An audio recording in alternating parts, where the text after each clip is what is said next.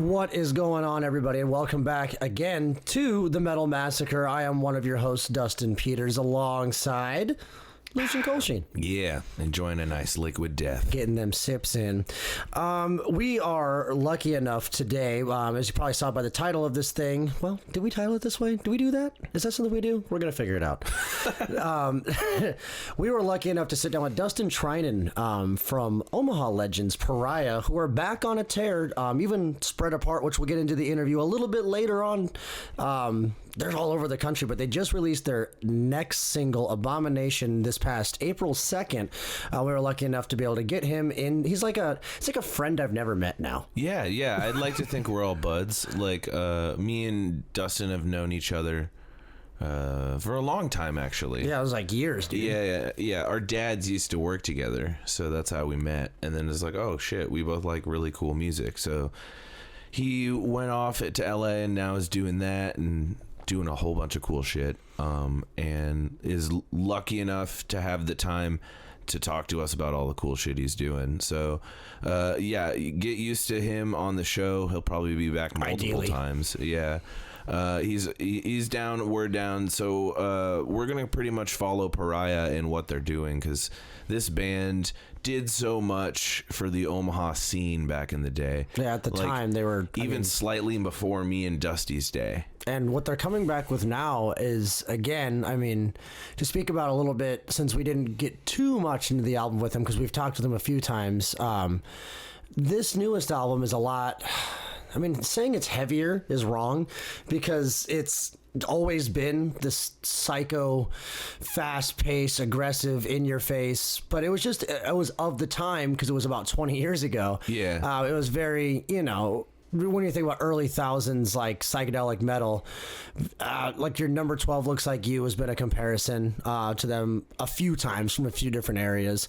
But now I believe they're on Lamb Goat Records, if I'm not mistaken. Yeah, Lamb Goat picked them up, rightfully so.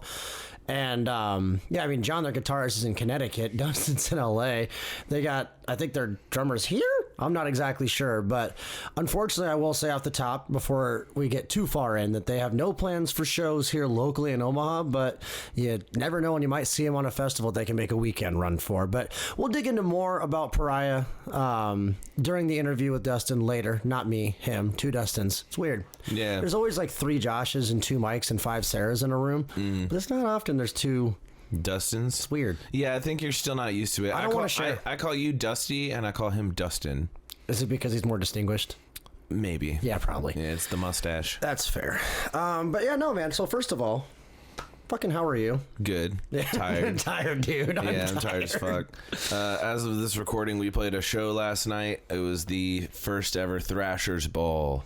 Yeah, Maloney's in Council Bluff. Good dudes in this band called Thrash of the Titans. They're based out of Iowa. I can't remember if it's Ames or Iowa City, but they've been on the road trying. They're all Eric Tran and the rest of the dudes in that band. I know Erica just a little bit more formally if you guys hear this, so I apologize. I don't remember all of your names, but it was a long night. But I know that all of those dudes have been. I mean, they're not old, but they've been around.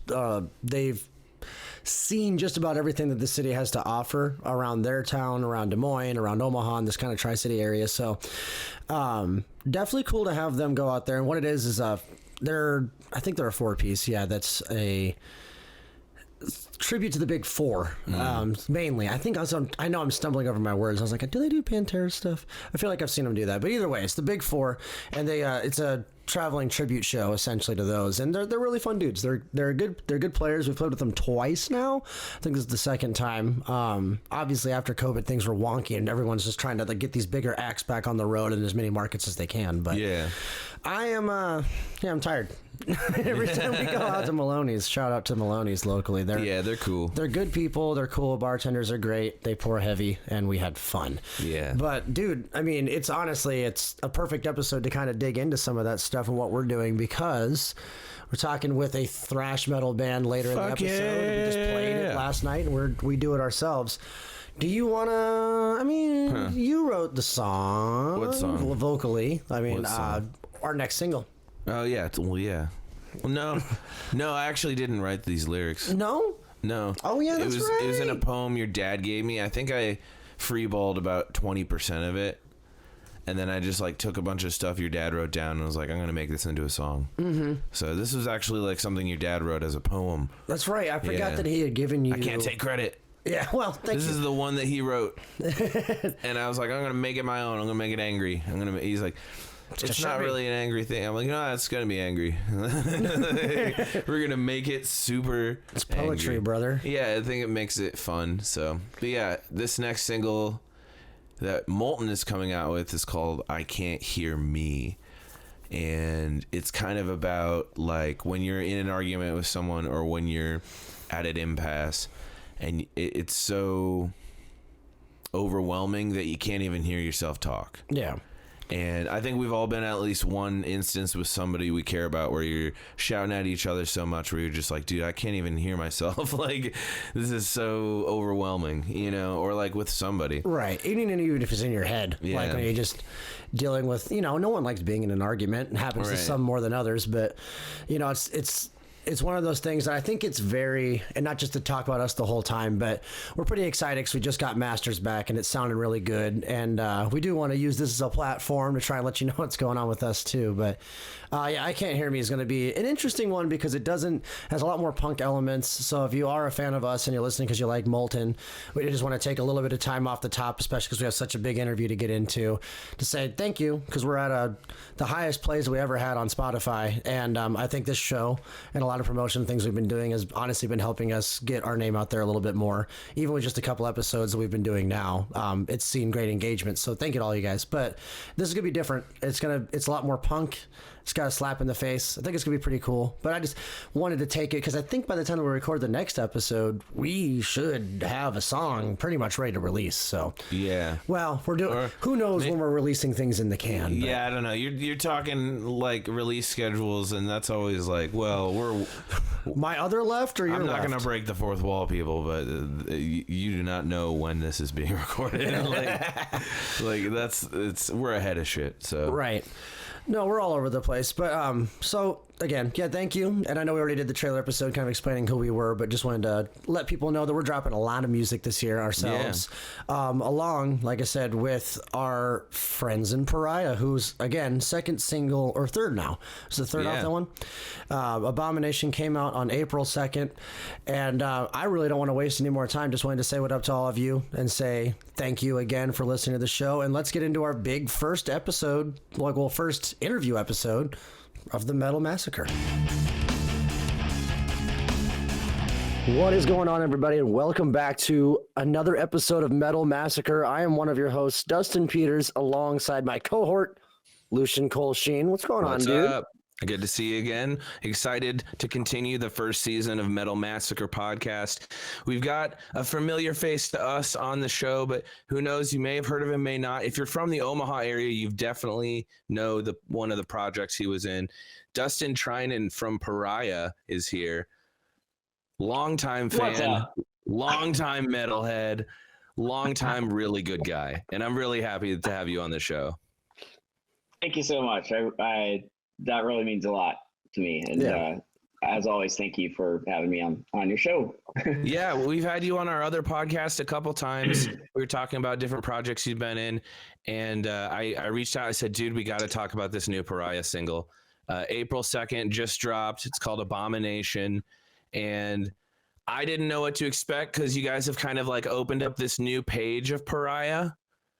Like immediately with the first couple singles, and I was like, okay. And I feel like this third one just kind of hit me with a left hook to the face, and I was like, holy crap, this is intense.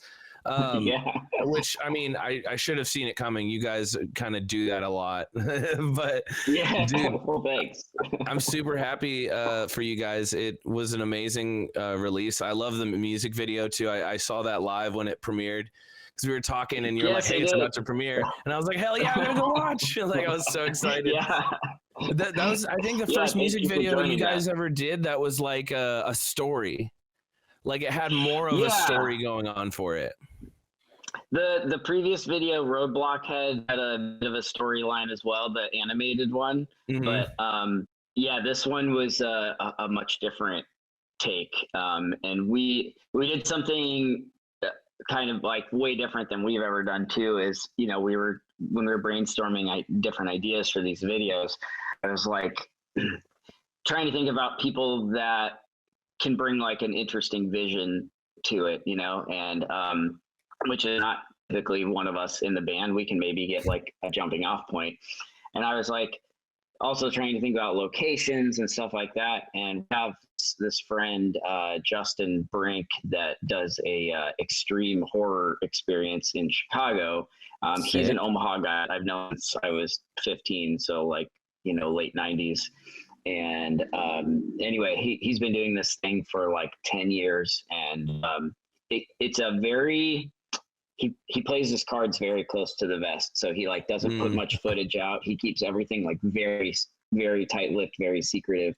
But I just know that I've seen like the reactions that people have had from it. He was featured in a documentary recently, and I was like, I know that this guy likes horror stuff, but not necessarily like the slasher movies so much, at least to my knowledge. He likes like psychological horror.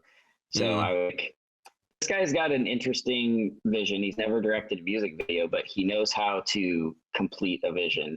And so I hit him up about doing this video, and we were like so hands off on what he wanted to do. We were just kind of like, you do your thing, and like we'll just kind of see this when it's, you know, you tell us what you want us to film with the band, because that was filmed separately. Like tell us kind of what you need it to happen here, and this is your vision, you know. So I kind of wanted to be a little hands off and like let him run with it. That's awesome. Because I mean, it's always a challenge in a way, obviously. I mean, the more creative you are, which sounds very on the nose to say because it would make it easier, but there's always, I feel like when you watch a lot of, especially in the heyday of music videos, like back in the day, a lot of them were, you know, had almost nothing to do with some of like the song's materials. And the ones that stands out to me usually are the ones that tell like an odd story or something like that. So, I mean, I've only ever really shot one or two myself, but yeah, first of all, big props. The music video is fantastic. And also the animated one you guys had right before that is insane as well. So I was going to kind of ask, and you answered it already. It was like how hands-on, because I know you guys design a lot of your own merch. I noticed that someone else with the last name of Treinen may or may not make some of your merch. But so keeping it in-house, I mean, you guys are already pretty creative. So I was going to kind of ask like how, because we did the same thing when we worked with our guy. We just found the location and said, do your magic. I'll lip sync and play the bass. But that's pretty cool that you guys had the kind of the same idea and just really allowed an artist that had a like, hey, we trust you inherently. Go out and do your, and you can tell it has a style. And after listening to you explain it, that's pretty cool. So I guess I don't have a question. I just want to say that's cool. But I mean, I can even elaborate a little more on it too. Is like, would love to. Is like, you know, I know that we're capable of coming up with some ideas or maybe jumping off points and stuff, but like I think it's oftentimes best to go to not try and always be the jack of all trades. It's like, here we can go to somebody who like understands us and we'll make this better than we could possibly make it. Someone who kind of more specializes in this stuff. And again, like while Justin has never directed anything like with a music video or a movie or anything, I'm just like, this guy, I just knew that like he should be. You know what I mean? Like he's got the vision. He's like that dude likes horror movies so much and like a lot of really obscure ones. So it's just like I think he'll be really good for this. And some of that I'll admit, like it was a little, I didn't watch any of the footage that he shot in Chicago, so all the storyline stuff, and the first time I watched it I was like, whoa, this is pretty abrasive. Well, I was shocked. Like Dustin, I was like, this is Dustin Treinen's band, and they're talking about like kidnapping people and shit. I was like, what? like that's it was so brutal. And like I think one thing I enjoy is Pariah's music, especially now, does kind of lend itself to darker tones, and I feel like it fits horror really well. Like that was such a good decision of you guys to go with this guy, because you can tell he loves horror just by the way it's shot and the cinematography and the pacing behind everything. Mm-hmm. I was really impressed, and I could immediately go, oh, okay, this guy has seen enough to know like what things are supposed to transition like. And I just think Pariah's music is like so it can go hand in hand with horror really well. Mm-hmm. Yeah, I agree, and thank you for those compliments and for like noticing that. I think, you know, between this album and our last one that, you know, the Barnacle Chorus that came out 15 years ago. God, that's a long time. Yeah, that was definitely a more experimental phase for us, and kind of you know, at the point now where we're like, let's like stop kind of genre hopping as much as we had, or like pulling in as much weird things, and just be like a really fucking aggressive metal band. Like that's just kind of the vision now. It's just you guys have settled into band. it. Yeah.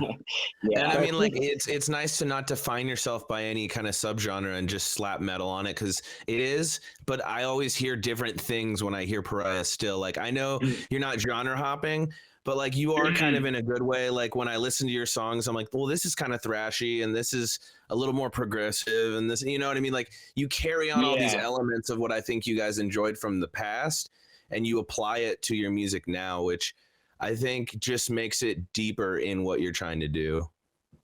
Thank you. Yeah, of course.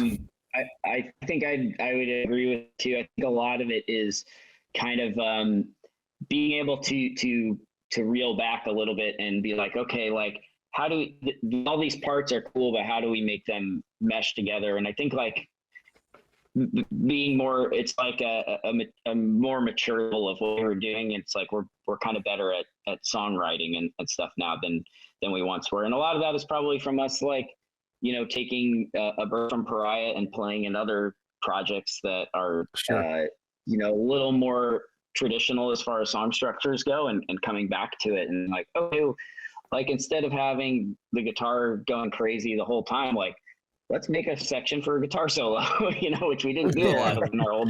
It was just like the guitar's got to be like off the hook all the time. It's like, no, it's it's like let's have a fucking guitar solo section. Yeah. You know, and some of it too with Abomination, it's like kind of trying to feel when parts need to progress. Like I can remember, for example, when we had recorded it, and the verses, you know, I think whatever we go through, is it 2 or 4 cycles of it, it's like I was kind of like halfway through, we've got to feel some kind of change. So John just does like some sort of ambient, sort of unnerving guitar thing in the background, and it was just a tiny little thing that it needed to make it feel like, okay, there's some the forward movement here, and it's not just the same riff over and over again. So it's like a lot of these little things that I don't think we had really explored as much in our younger state, you know.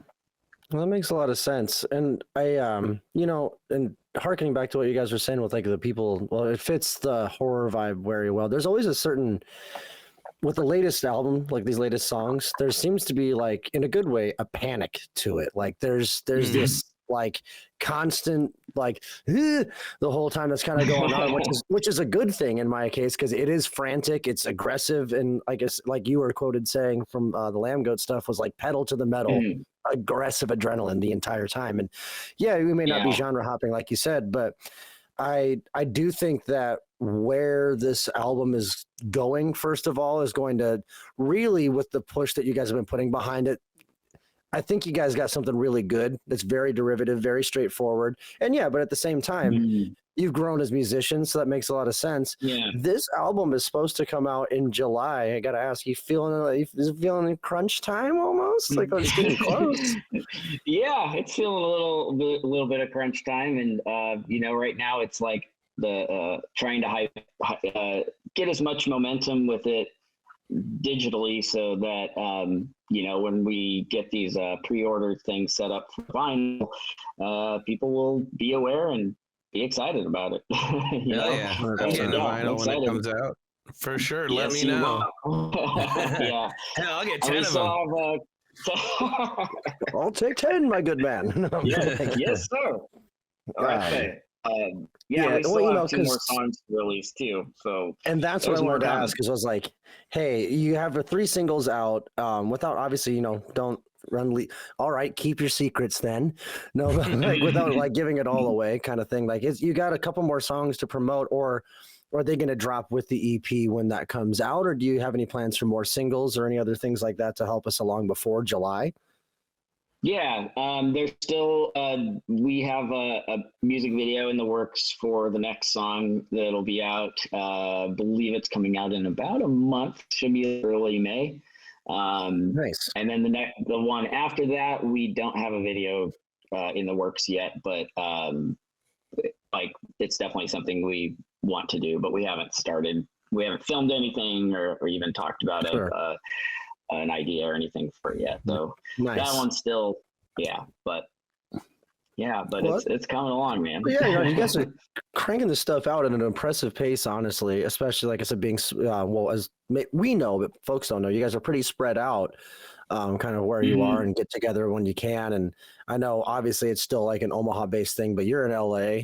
So it's tough to get. What's amazing to me is the fact that you guys haven't gotten done it all. I live in the same town as everyone in my band. And I'm going to recording tonight, actually. So it's like, oh, sweet. Where are you tracking at? We're actually, here's the thing. We've been messing around. We used to use the same guy, Jim Holman at Screen Door. And great. Jim's longtime great friend. We love him. We use him with both the band for Before We Die that I'm in with, also Molten. It's not about me right now though. But we're actually with Before We Die, we're experimenting doing it ourselves, which has been really tough. But really eye-opening, and it's honestly been a really fun process to learn. I mean, again, with this that we're doing, we have, Lucian especially, it's his main job, and being on this podcast, I know how to edit podcasts like all day, but when it comes to recording music, like I'm really blessed that Chris, our singer, has bumped the mic, has like a really good knowledge and base of that already. But it's been really eye-opening. It's been a lot of fun to try and track vocals and do layers and do as much small mixing as we can before we send it off to this fellow named Dustin. So he's been working with us pretty closely, but it's been a lot of fun. So I know that you guys have you still been tracking with Jim, or I guess producing with him for this no, stuff? we finished everything. We tracked everything about a year ago. So it has just been Nice. a process to finish up the music videos, and the mixing, mastering is just, with us being spread out and stuff, that has been real challenging to just like get stuff going at a reasonable pace. But right. And then you just talk about life getting in the way, like that's just a whole nother thing. And then you're like, crap, I've had like 9 things come up for work this month, or you know what I mean? Like, I get it. Yeah. And I don't know if you guys know too, is John, our guitar player, he lives in Connecticut. Yeah. So we're really spread out. As far as you can possibly be on the continental. Yeah, exactly. Him and I couldn't be much further away and still live in the United States. Like Connecticut is like almost the exact. It's like the opposite corner of the country as LA. But back to something you said, Dustin, about this feeling like a lot of attention, and I think you even maybe like anxiety or something. Is like we wrote all this stuff during the lockdown, so maybe that's why. This is making entirely too much sense. Yeah, it's really captured well. No, you can hear it for sure, and like it feels so. It feels like organized chaos. I'm pretty sure we've said this before about the new stuff. Is it just feels like I'm riding a horse into a fucking like Wild West battle filled with demons or some shit. Like just constant. Like what am I looking at? What am I hearing? What is going on? Like, and it keeps throwing you for a loop. It sounds like somebody who wants to direct our next music video right here. Oh God, for sure. With that kind of vision. All right, demons, and then one of them looks like Christopher Walken, and then you guys are fighting over the sword. Yeah, he's got ideas. It'd be the most overpriced music video you've ever shot. Possible. Speaking of something kind of obscure like that, though, like the intro part of Abomination, like up until the song kicks in, what I had described, like what my vision was, you know, because I was like, that drum beat's really cool. I said it should feel like a train is coming, and as it gets closer, the train gets scarier, and you realize like, oh, this train is coming out of hell, and there's just like some sort of crazy demonic evil looking presence or swirling around the train. So that was like what was in my head for that intro thing. I don't know if it translated, but that was no, for sure. it ramps up the anxiety and you're like, oh God, what's coming? Yeah, I get that for sure when I listen to it. Right. That's awesome. Yeah. Well, I gotta ask because this is a metal podcast and there's a bunch of gearheads out there, I'm sure. You are of the same ilk as me, where I'm guessing, I don't know. So, but we're keeping it old school. Everybody likes using head rush and helix pedals, and that's fine and dandy. But it looks like you guys, at least in the music videos and probably on stage, have been playing real amps still. So I gotta ask, what's your setup looking like nowadays? Because it looks like John plays a bunch of Gibson guitars, if I remember right. Yeah, he's been using a Jackson a lot lately too. I'm pretty certain he used this white Jackson with I think they're called FU tone pickups, and that's been a man after my heart. Yeah, I'm pretty sure that's what he tracked everything with. We didn't use the same instruments in the videos that we did in the recording process. You gotta grab the prettiest ones, the ones that people are looking at. You know what I'm saying? Of course. Yeah, we got to get the color palette right. You know. But yeah, so I think he was doing that. He does use a helix now, as far as I know, but I don't think he used that when we were recording anything. No, you get that tube tone kind of thing. Yeah, I'm pretty certain he was using a Marshall something. Yeah. Well, what about you? I wasn't there for when he was tracking. I was only there this way, like through Zoom. Oh, yeah.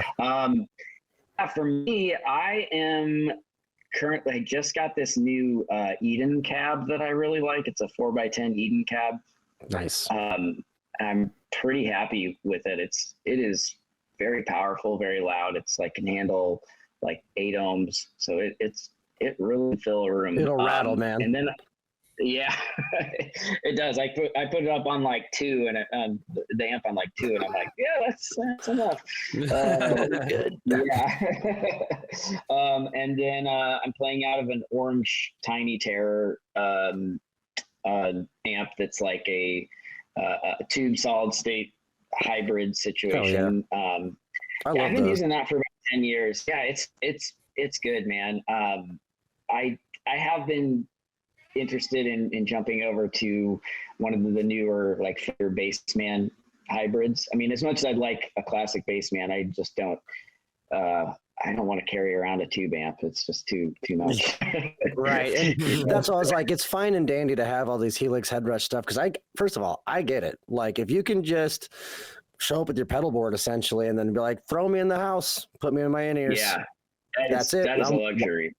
Walk in, walk out with one backpack and a case. Cool. Like, but yeah. I mean, like I said, we're still lugging. We were on a small run this weekend. We just played like 2-3 shows back to back, and we lugging a full stack bass cab around still. I don't give a shit. Oh my God. Dude, the stuff that I was hauling around, like where I was touring a lot more in the early 2000s, is probably the reason I have a back problem now. Yeah, I'm on my way, man. A 6x10 SWR cabinet, and I had replaced the speakers with these. I think they're called EV. They're Electro Voice, like EV. I think they're called EVH speakers, not related to Eddie Van Halen, but I think that was the acronym. I remember the brand, yeah. Yeah, and like when I took the SWR speakers out, you know, the magnets on the back were maybe like 4 inches, and the magnets on the back of these are like 9, so way like double.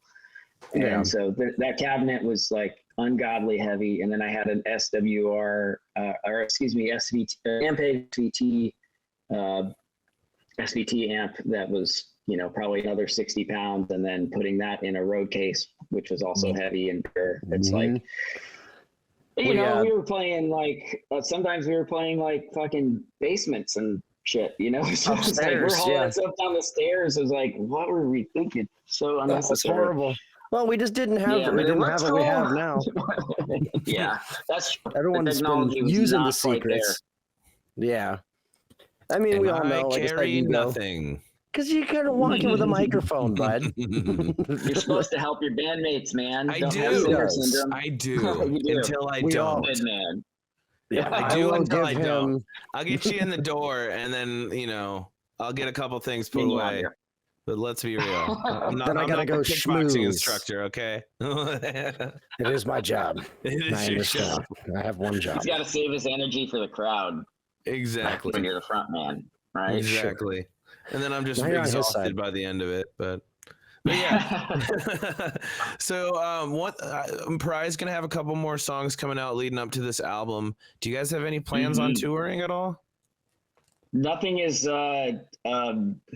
nothing's quite in the works at this point. It's been like putting feelers out and trying to reach out to festivals and stuff. But I kind of think those got all booked up early on this year, and we may have just like hit it too late. So I'm trying to see if we can find something with that. Like I think the ideal situation for us would be able to get on one of these bigger metal festivals, like a Furnace Fest or this, Tech Metal Fest or something like that, or New England Metal Fest, and being able to like do a short, few days there and few days back kind of situation with like another band. That would be the ideal situation, I think, for us at this point. Yeah. It's unlikely that we'll be like the touring machines that we were 20 years ago, Kids, life, family, time, Connecticut to LA.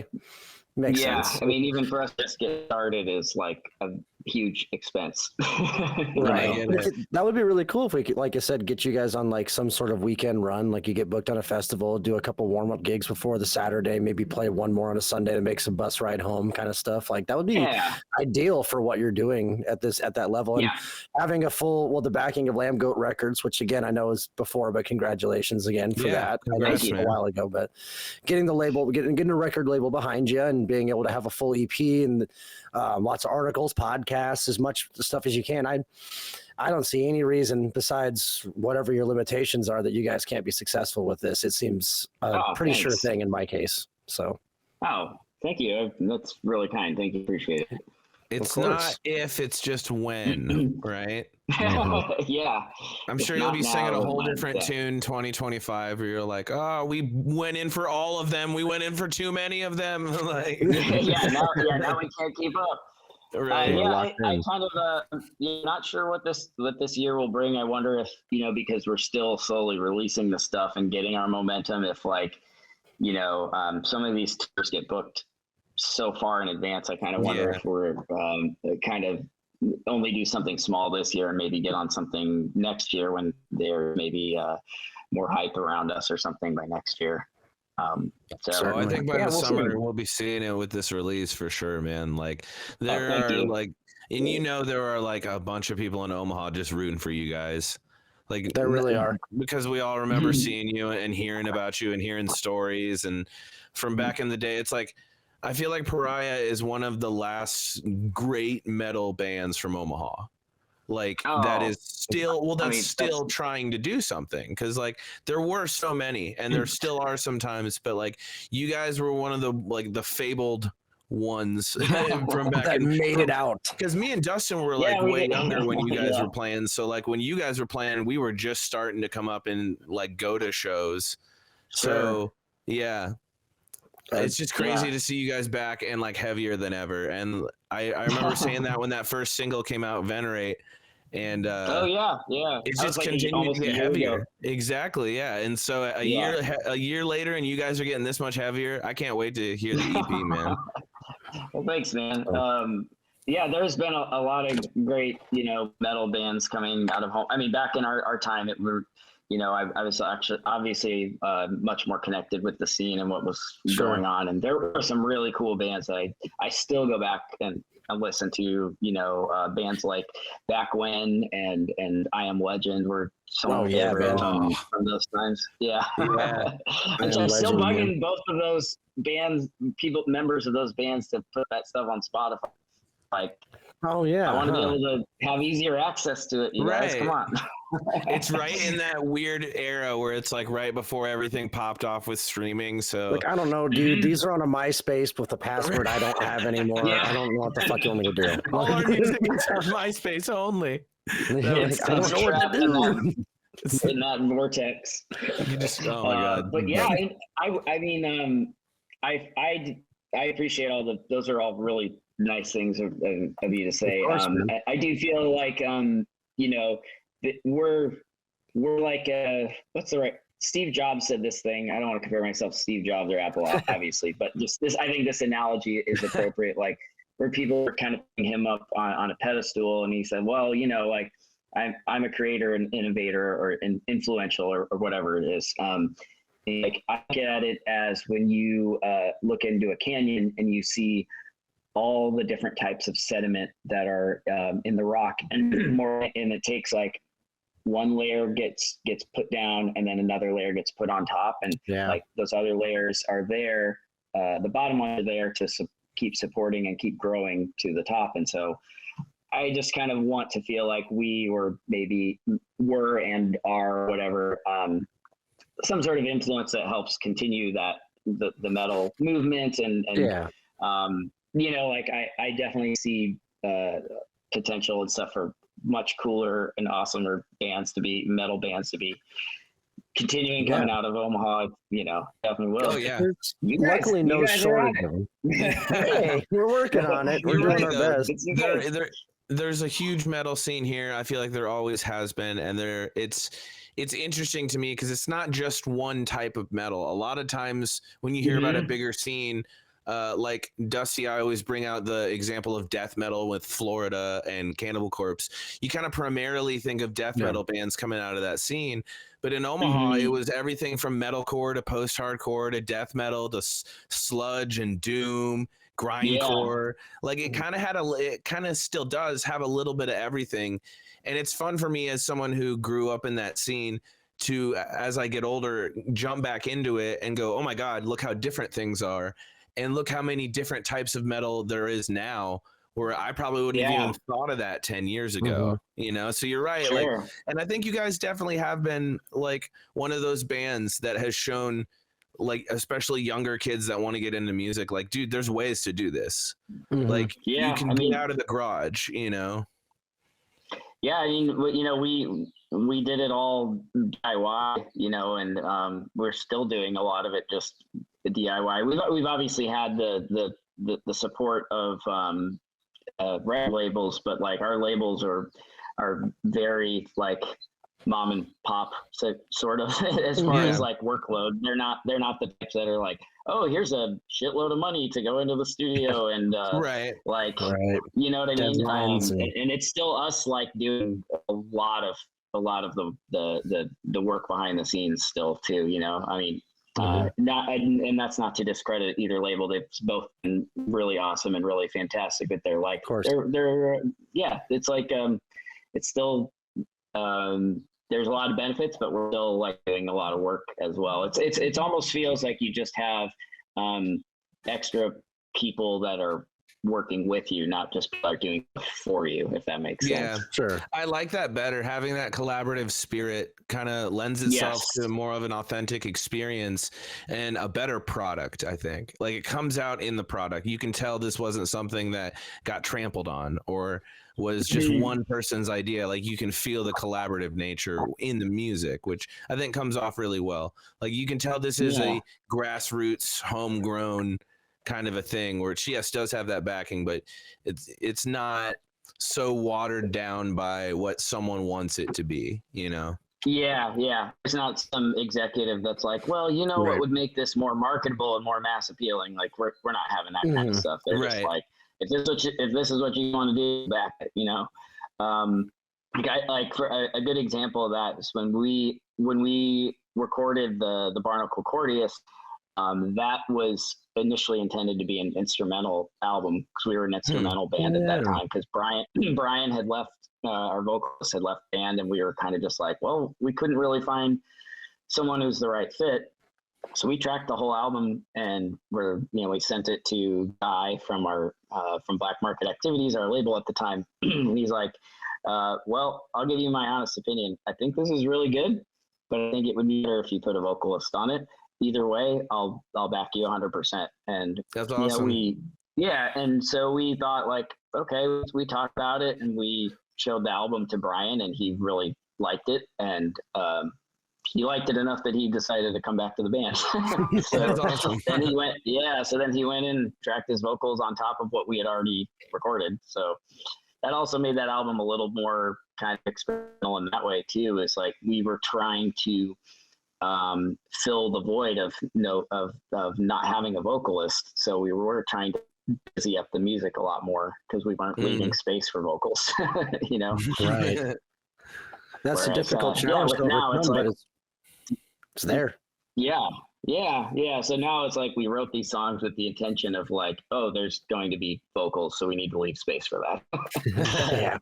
Yep. It's crazy how that has evolved. Like, I think that'd be a fun exercise to go into a studio and be like, here's a song completely done. Everything. We're literally just waiting for vocals, and we don't even know where they go. I think that'd be a really fun exercise one day. Yeah. Like, what a challenge that is. Jeez. Yeah, it was a weird one, man. It was weird. Well, everybody go check out Abomination on YouTube right now. Pariah's got the music video out. Go stream Pariah on Spotify. Go support them on Bandcamp. If you got a couple bucks, go buy a song. We appreciate you, Dustin, for hanging out with us on the Metal Massacre. As always, I've been Lucian, the weirdo with the beardo. With me, my partner in crime, Dustin Peters, the man on the bass. Mainly and the for one crime. and the only Dustin Treinen. Guys, have a metal day.